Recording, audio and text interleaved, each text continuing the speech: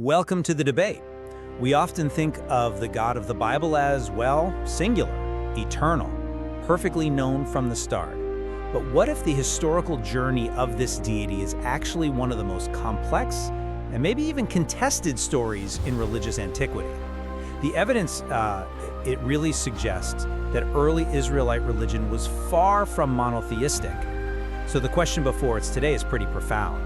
How did El, the supreme ancient high god, the one who presided over this divine council, how did he effectively vanish, allowing a seemingly, well, lesser deity, Yahweh, to take his authority, absorb his titles, and, eventually stand completely alone?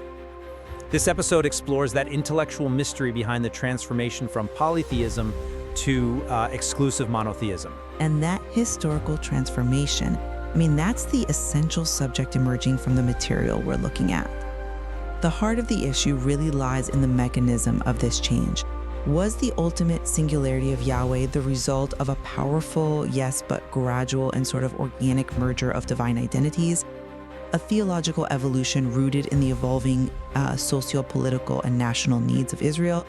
Or, and this is where I lean, was it a systematic, calculated imposition driven primarily by scribal reduction and powerful political reforms really designed to erase all competitors? Right. We'll definitely be grappling with key figures and historical moments. We'll need to use terms essential to this discussion. El, of course, Yahweh, the Canaanite rival Baal, the consort figure Asherah, the political reformer King Josiah, and that devastating experience of the Babylonian exile. My position, essentially, is that this was fundamentally a process of organic syncretism and theological evolution. Yahweh's success stemmed from his ability to absorb superior authority, which I think naturally led to his eventual singular identity. And I come at it from a different angle. I'm going to argue that the final exclusive monotheism we see was meticulously engineered, that the rise of Yahweh's singularity required a calculated, top-down political and scribal imposition, mandating the active erasure of older hierarchies and rivals, all really to ensure theological and political centralization.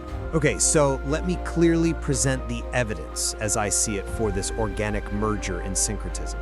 The transition, I believe, was driven by absorption and appropriation, a process that began long before any major political upheaval like Josiah's reforms. This process wasn't violent replacement, it was more like theological acquisition. We see Yahweh systematically gaining and adopting titles originally reserved only for El. Okay, that's a powerful claim, but you need to show that absorption. Demonstrate it. Absolutely. Okay, so consider the titles El Elyon, the Most High God, and El Shaddai, often translated God Almighty, though its original meaning is probably more like God of the mountain or the steppe. These were prime titles of El. The blending of these authoritative names into the identity of Yahweh suggests a smooth, layered transfer of theological authority. Yahweh didn't just appear fully formed as a supreme deity, he sort of inherited the crown. Inheritance can be claimed just as easily as it is given, though. But the text itself shows a clear acknowledgement of this transfer. In Exodus 6:3, Yahweh tells Moses, "I appeared to Abraham, Isaac, and Jacob as El Shaddai, but by my name Yahweh I was not known to them." Now that's a quiet admission right there within the canonical text itself. It's saying the patriarchs worshipped El's identity under that name, yet Yahweh is now retroactively claiming that past worship. This blending, it points toward a fluid theological merger, where El's identity was absorbed and maybe rebranded as Yahweh's past persona. It makes the later unity seem logical, culturally deep-seated. And furthermore, Yahweh also absorbed traits from the major regional rival, the powerful storm god Baal. Baal's dominion over the sea, his mastery of thunder, his status as a divine warrior conquering chaos monsters. These powerful, essential characteristics were gradually attributed to Yahweh. This isn't simple erasure. I see it as strategic theological acquisition. It gave Yahweh all the necessary characteristics to function as a sovereign high god in that Canaanite world. I have to challenge that idea of seamless absorption. because for me, it entirely overlooks the hierarchical relationship that existed first. The evidence points far more strongly to strategic manipulation. Monotheism here was not smooth evolution. It was intentional rebranding and control, designed specifically to centralize power. I mean, if the merger was truly organic, why did the later redactors need to perform such sophisticated textual surgery?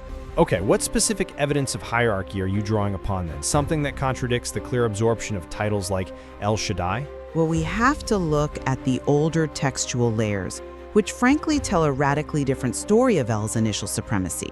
Take the Dead Sea Scrolls and the Septuagint version of Deuteronomy 32:8, often called the Song of Moses.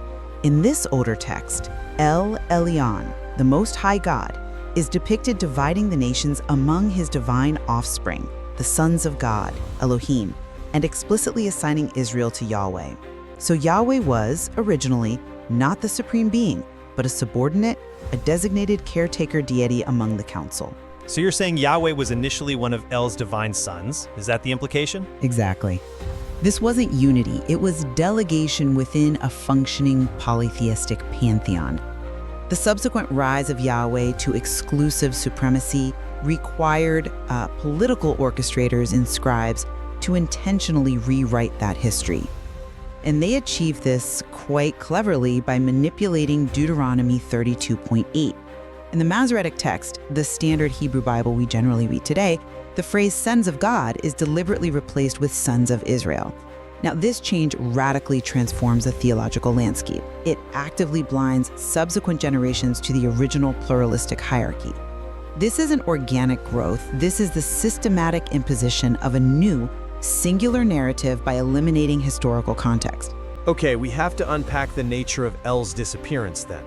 If the merger was organic, as I maintain it largely was, why would there be the need for the calculated textual editing you cite?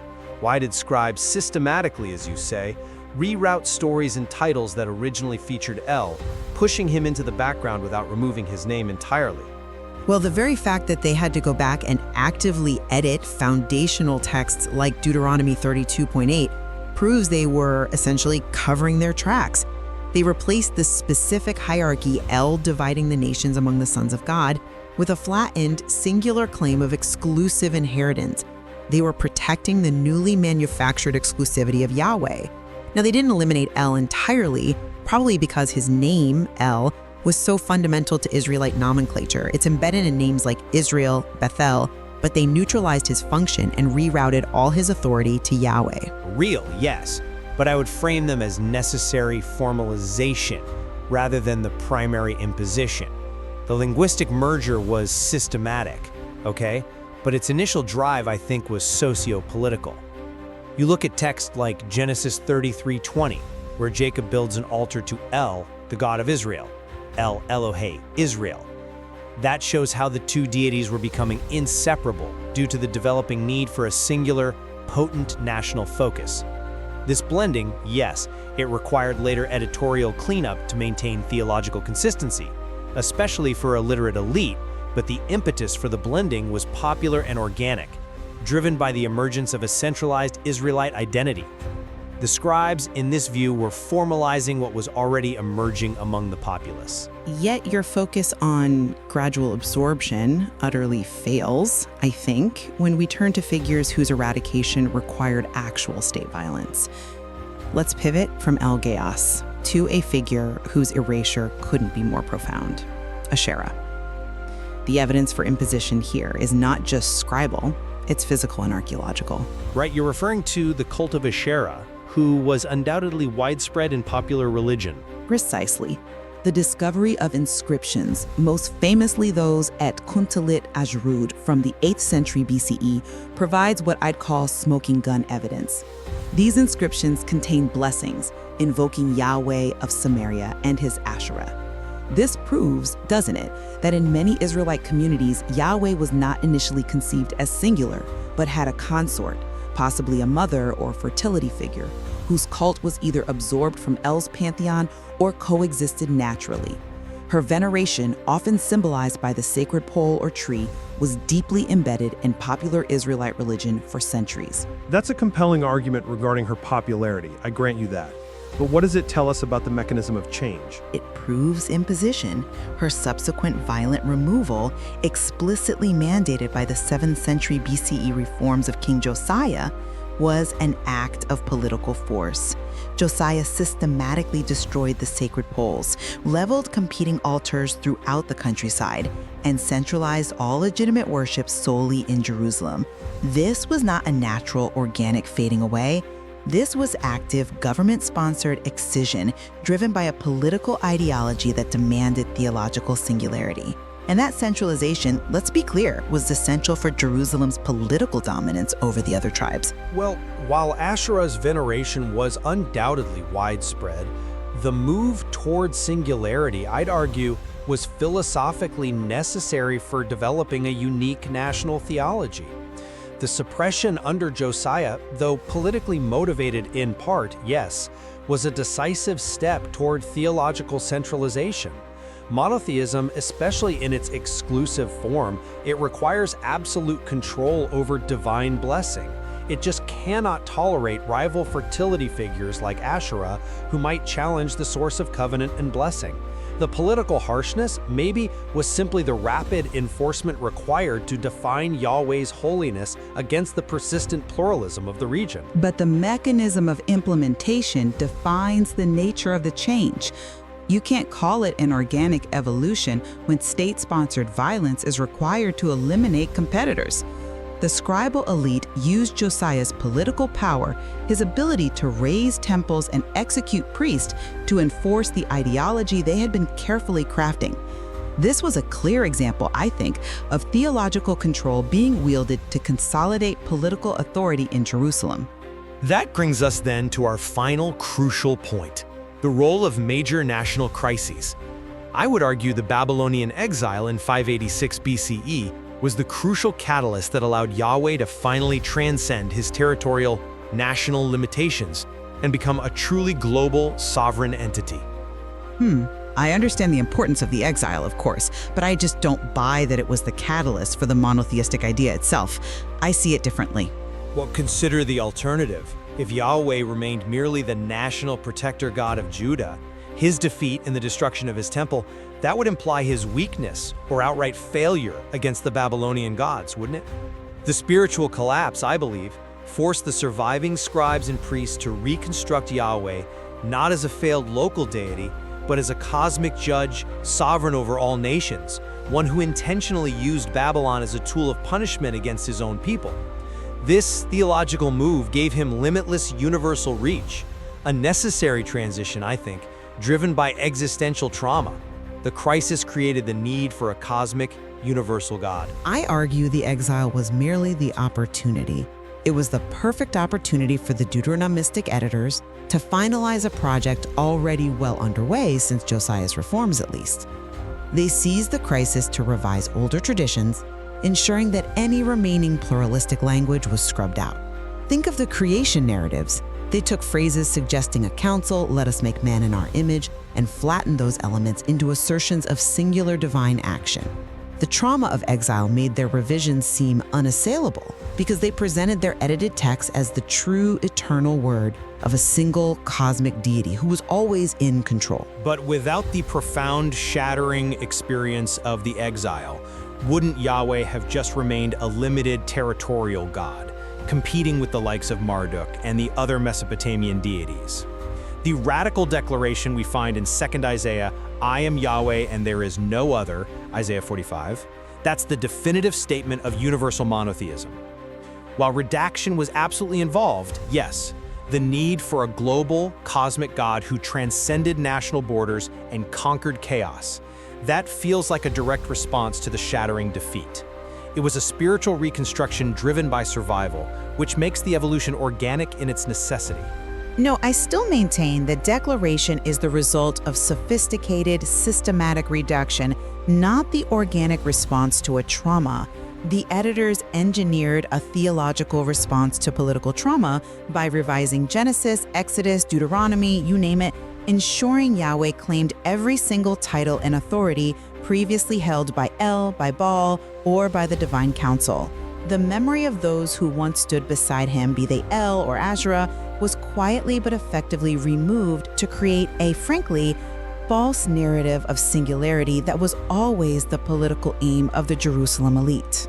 Okay, so ultimately the process we've discussed demonstrates, in my view, a powerful religious evolution where a local deity successfully absorbed the authority and mythology of a supreme high god and regional rivals.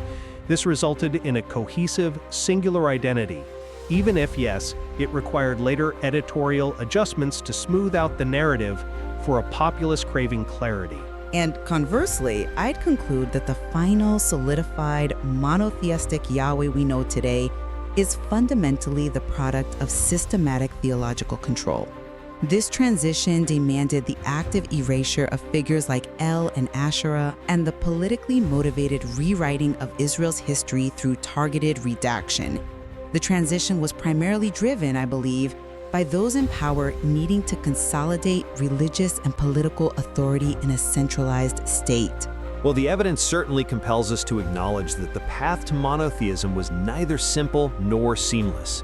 By exploring these ancient texts and these often forgotten stories revealed by archaeology, we gain, I hope, profound insight into how two gods, El and Yahweh, effectively became one, leaving listeners to weigh for themselves whether this transformation was driven more by an organic theological necessity or by a powerful imposed narrative.